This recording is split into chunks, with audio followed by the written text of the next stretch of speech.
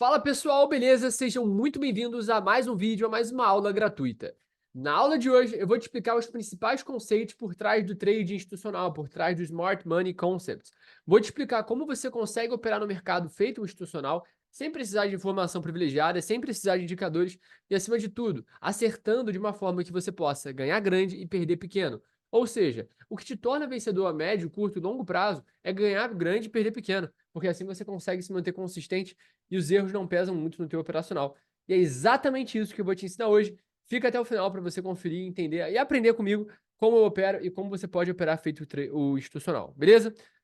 Então, vamos ao que interessa. Pessoal que está aqui ao vivo comigo, eu sei que tá sem que o áudio tá ok e o vídeo também, mas quem estiver falando que o áudio não tá funcionando é só colocar no Zoom Join Áudio. E se você quiser escrever aqui no chat para ajudar o seu colega, seria ótimo, tá? O conceito do trade institucional, ele surge com um influenciador lá dos Estados Unidos chamado ICT, ou Inner Circle Trader, tá? Basicamente, ele se diz como fundador do Smart Money Concept. Foi ele que fundou? Foi sei lá quem que fundou? Não importa. O conceito do Smart Money, do dinheiro inteligente, do institucional, ele surge lá atrás, com um cara chamado Richard Wyckoff. E esse Richard Wyckoff foi o cunhador aí, deixa eu escrever aqui até para vocês pesquisarem, esse Richard Wyckoff, ele cunhou a teoria. Richard é com D? É Ricardo. Em brasileiro seria Ricardo Café. Lá é Richard Wyckoff. Então, aqui o Richard Wyckoff, ele cunhou a ideia do trade institucional. E basicamente a ideia do trade institucional é que existem dois tipos de players diferentes no mercado. E a gente tem que entender que a gente, caso queiramos ganhar dinheiro, precisamos estar e operar assim como o institucional. Essa é a ideia da teoria de Wyckoff. Eu não opero usando a teoria de Wyckoff, eu opero usando apenas o trade institucional, porque eu acho que a teoria de Wyckoff, ela tenta reduzir o mercado a um modelinho muito simples, né?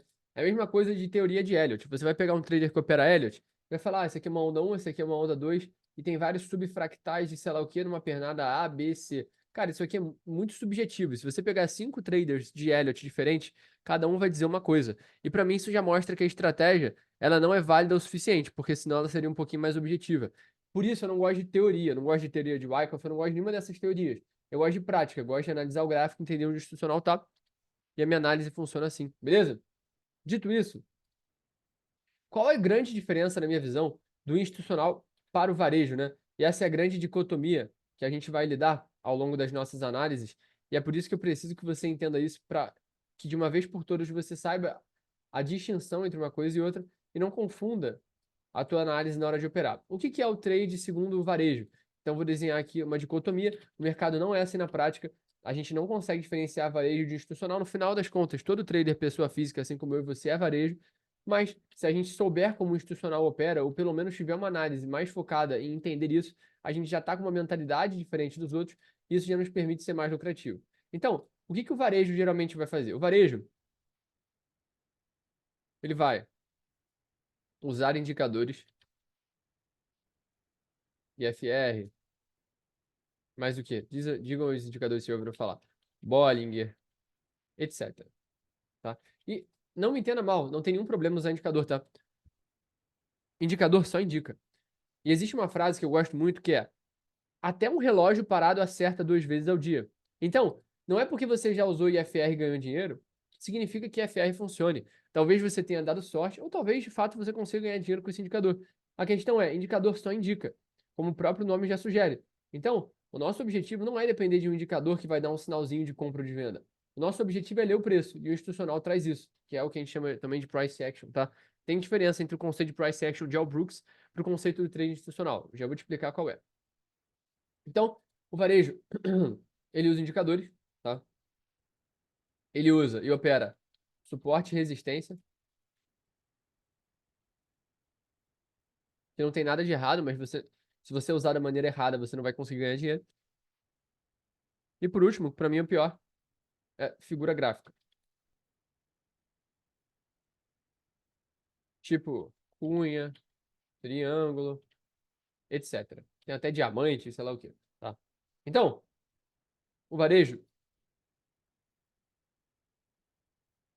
ele sempre vai operar com essas visões muito simplistas de mercado. E se você abrir qualquer site, tá? Qualquer site, posso até abrir aqui com vocês ao vivo, tá? A gente veria aqui, ó. Como operar day trade. Naturo. Vai. Vamos ver o que eles vão ensinar. Melhor jeito de operar day trade.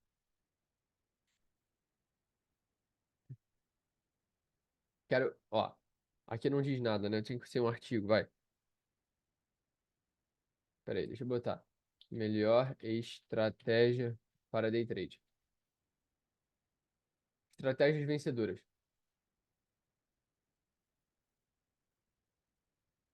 Ver o que eles ensinam. Que vou aprender nas aulas. Beabá do mercado. Estratégias para operar no day trade, aqui na modal, vai. Estocástico, indicador. Não conheço o gráfico CAGE, enfim. Fibonacci. A Fibonacci até funciona, mas você entende que são muitos conceitos aleatórios. Volume, ou seja, usar indicadores no geral, tá? E é por isso que eu falo, o problema não é o indicador por si só, é você achar que ele vai solucionar a tua vida. E esses caras tentam te vender essa ideia. Porque isso é muito lucrativo para o institucional. E como que opera o trader institucional então, Vini? A gente entende, primeiro, o order flow do mercado, ou seja, o nosso viés, se é de alta ou de baixa, se a gente acha que vai subir ou cair. E a gente determina esse viés a partir do quê? Buy side liquidity e sell side liquidity. E vocês já vão entender esses conceitos, tá? Segundo, a gente não usa suporte e resistência. A gente usa buy side, sell side liquidity. No lugar disso, a gente vai usar pontos de interesse, como fair value gaps, order blocks, etc. E por último, a gente não usa figura gráfica. A gente usa a ideia de sweep, mas quebra de estrutura. E vocês já vão entender por quê. Qual a grande diferença aqui? Geralmente, tá? Não estou dizendo que é sempre. Como que o varejo opera? Essa aqui é uma movimentação do mercado. O mercado está aqui. Vou deixar assim, para não dar resposta para vocês. O mercado, na verdade, vamos dar um zoom nisso aqui, para ficar mais visual. O mercado está aqui. Ele tocou duas vezes essa região, tá? E qual que é o consenso do varejo, tá? Aqui é fundo triplo, na verdade, né? Tocou uma vez, tocou duas vezes, tocou três vezes no que eles chamariam de região de suporte. Isso aqui é um fundo triplo. Então, para eles, isso aqui significa o quê? Que essa região é muito forte, que o preço está respeitando. Mas, na verdade, o institucional vê justamente o contrário. Quanto mais vezes essa linha foi tocada, digo, esse suporte, essa sell side liquidity, mais fraca ela é. Quanto mais vezes essa região foi tocada, mais fraca ela é. Ou seja, quanto mais a gente trabalha nessa região, mais suscetível ela é de uma possível manipulação. E nesse caso aqui, é exatamente o que vai acontecer. O mercado vai vir abaixo dessas mínimas, vai manipular, ou seja, o que que tem aqui embaixo? Se a gente falou de fundo triplo, a gente tem muito stop posicionado abaixo dessas mínimas, o institucional manipula essas mínimas e logo depois faz uma quebra de estrutura com confirmação e sobe. Ou seja, o varejo fica no caminho. O que que o institucional faz? Espera uma quebra de estrutura, né? Isso aqui a gente chama de Market Structure Shift, tá? Isso aqui é um nome bonito, você pode chamar de outra coisa, tá? Tendo em vista o fato de que essa sell side liquidity foi manipulada, é o que a gente chama essa região, sell side liquidity, com o que a gente chama, deixa eu botar isso aqui, de sweep, tá? Isso aqui é o que a gente chama de sweep. Por quê? O mercado está induzindo o varejo a vender ao estopá-lo só para gerar mais liquidez, para capturar mais liquidez do varejo e poder subir de fato com tranquilidade. Ou seja, isso aqui é quase que um movimento natural do mercado para ele entrar em equilíbrio. E é exatamente isso que a gente não pode virar liquidez. Nisso que a gente não pode virar liquidez. Se você é varejo, você vira liquidez. E se você opera como institucional, você vai perceber que nessa reação aqui de alta, a gente vai gerar uma ineficiência, que a gente chama de imbalance, ou fair value gap, né? E essa região aqui de ineficiência, eu vou botar aqui o nome de FVG. FVG é Fair Value Gap, não é o nome daquela faculdade, não. Fundação Getúlio Vargas, que é FGV. Que a gente tem fair value gap de confirmação. E o que a gente faz aqui é o quê? Uma entrada, uma reentrada, por assim dizer, com uma simetria muito melhor, alvo no último topo, e a gente tem uma simetria muito, muito, muito maior aqui. Por que que eu tô falando isso? Porque eu opero assim na prática. Eu posso até mostrar para vocês um trade que eu fiz há pouco tempo no Bitcoin, tá? Esse trade aqui eu fiz ó, publicamente com os meus alunos, tá? Perceba essa estrutura do Bitcoin. É exatamente o que eu acabei de explicar para vocês, ó. Fundo 1, 2, 3, fundo triplo, tá? O que que o varejo veria aqui? Uma oportunidade de compra com stop abaixo da mínima, stop teria sido atingido. O que eu fiz foi esperar uma quebra de estrutura, entrei nesse fair value gap e ganhei dinheiro nessa movimentação de alta. E nesse caso, o meu risco retorno aqui foi muito grande, tá? Vou mostrar aqui para vocês. O risco retorno dessa operação foi mais de 14 para 1, 17,76 para 1. Ou seja, acabei de mostrar para vocês na prática como que eu fiz para abrir uma operação que transformou R$ 600 em 11 mil. Provavelmente você já até me viu explicando esse trade, né? E por que que eu tô falando isso aqui? Por que que eu consegui um risco retorno tão bom? E por que que isso é tão importante? Quando você começa a analisar o mercado a fundo e entender de fato a dinâmica da liquidez, entender de fato a dinâmica da assertividade, você pode cair em muita armadilha. E esse é o grande problema dos vendedores de curso, né? Provavelmente você já viu lá no Instagram ou em alguma rede social um anúncio assim, ó. Isso geralmente com sala de sinais de roleta, essas porra aí que é golpe.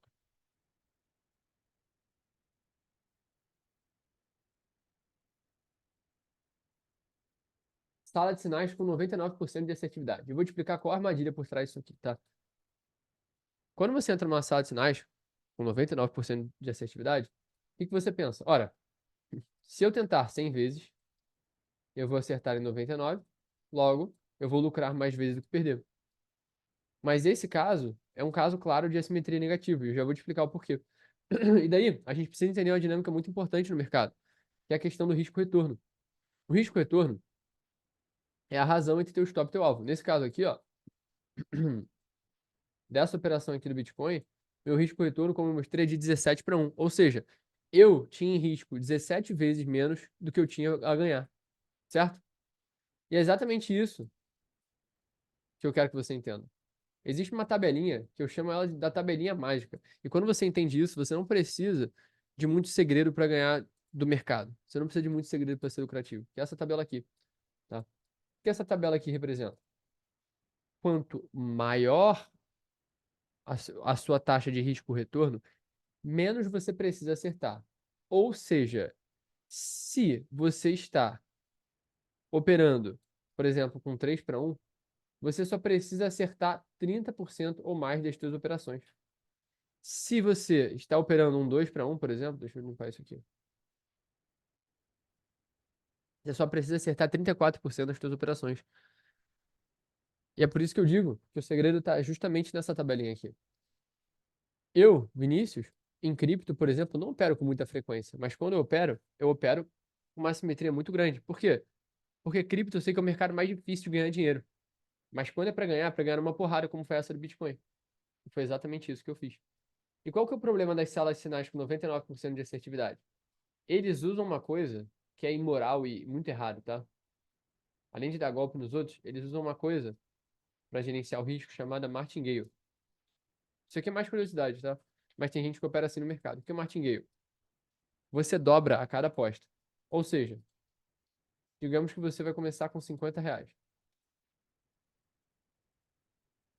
Aí você chega lá e, sei lá, transformou R$ 50 em 100. O que que você vai fazer na próxima?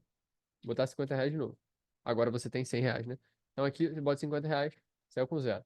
Na segunda, você vai botar 100, vai sair com zero. A ideia do martingale é você ir dobrando a sua mão até infinito, tá? Vou botar aqui um, dois, três, até chegar aqui nos 1000 que seja. E qual que é o problema, então, dessas salas de sinais? Você pode acertar 99% das vezes. Quando chegar na centésima, que é aqui no 1000 no caso, o que que vai acontecer contigo? Vai perder e todo o dinheiro, todo o lucro que você acumulou no caminho, você vai devolver. Tá entendendo? Então, na verdade, você acertar 99% do tempo é uma armadilha. O mais importante não é você acertar muito, é você perder pequeno e ganhar grande. E é exatamente o que essa tabela que mostra para você. Quando você aprende a perder pequeno e ganhar grande, você não precisa acertar sempre. Até porque o mercado é muito difícil. O mercado é muito arriscado. O mercado é muito perigoso de operar. Então, o mais seguro é você depender o mínimo possível dele. Você depender o mínimo possível de acertar. E é justamente por isso que a gente procura uma taxa de assimetria, né, de risco-retorno muito grande. E é isso que o institucional te possibilita, se você souber entrar nos pontos certos. Certo? Então, dito isso, eu acho que já deu para a gente matar aqui o ponto inicial, que é por que que a gente usa sweep, quebra de estrutura, ao invés de uma figura gráfica ou de suporte e resistência? Por que que a gente entende isso? Porque a gente entende que buy side e sell side liquidity são zonas de liquidez. Eu vou explicar isso de novo. Quando a gente vê um fundo, eu já falei isso e vou repetir. Quanto mais toques numa linha, mais fraca ela é.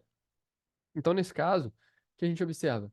O varejo é induzido a vender o mercado aqui, depois de buscar todos os stops, o que a gente chama de stop hunt, tá? É a caça do stop. E depois de manipular essa região, de sweepar, pode chamar do que você quiser, pode chamar de armadilha, pode chamar de, sei lá, pode chamar do que você quiser, pode chamar de Josias. Mas quando isso acontece, o mercado limpa a liquidez para virar a mão. Foi exatamente isso que aconteceu aqui. Ou seja, buy side e sell side liquidity são nada mais, nada menos que liquidez. E quando você entende onde está a liquidez, você deixa de ser a liquidez.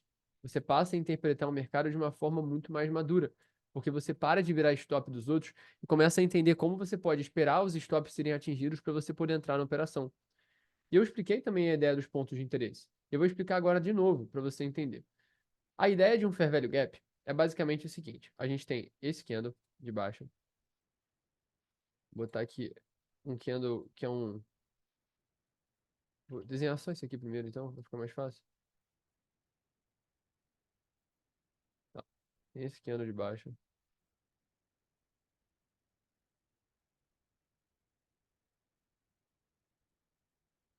Aqui, deixa eu copiar e colar. Fazendo isso aqui segurando Ctrl, tá? Só pra. Que eu acho que vai ter gente perguntando, ah, Vini, como é que faz e tal. Só pra vocês saberem.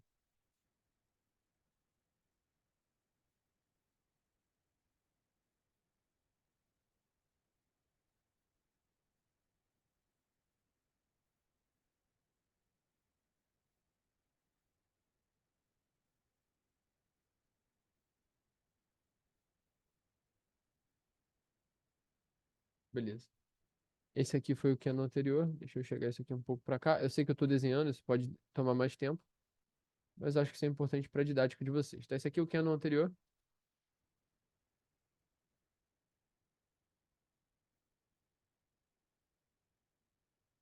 Fiz besteira aqui, peraí.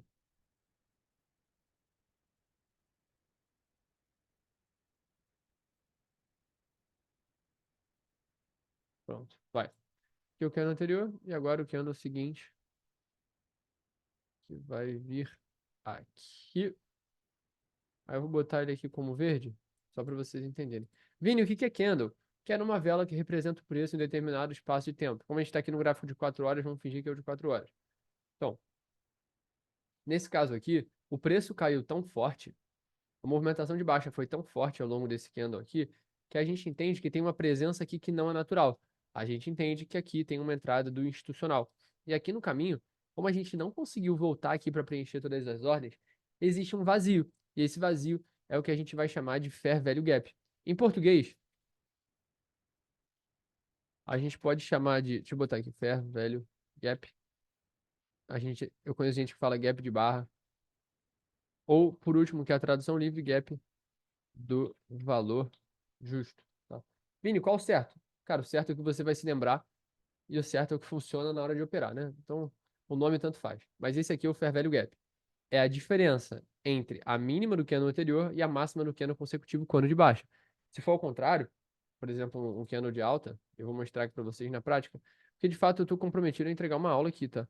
Então, quero explicar para vocês como que é essa dinâmica dos Fair Value Gaps na prática. Ah, não tá dando, mas enfim, o Fair Value Gap de alta seria. Deixa eu pegar esse candle aqui. Se o TradingView tá me zoando aqui, pô.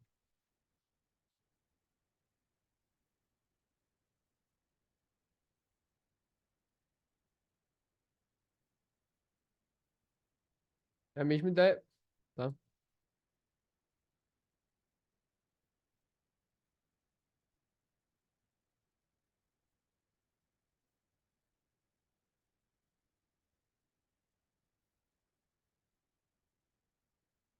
Pronto, aqui ficou direitinho agora. Aqui a gente vai ter o outro fair value gap, só que esse aqui é de alta, entendeu? Aí aqui a gente teria um fluxo de alta, né? O mercado subindo, e daí o que a gente quer, tá? Só para vocês entenderem. O objetivo do fair value gap é, a gente considera que o mercado estava trabalhando dentro de uma região de lateralização, né? E o fair value gap foi justamente o que a gente queria, que é o quê? Uma entrada do institucional, a gente vê que há um sinal, e depois o preço quebra aqui para baixo. Quebrando essa estrutura, acho que fica melhor assim, ó. Assim fica melhor. Por quê?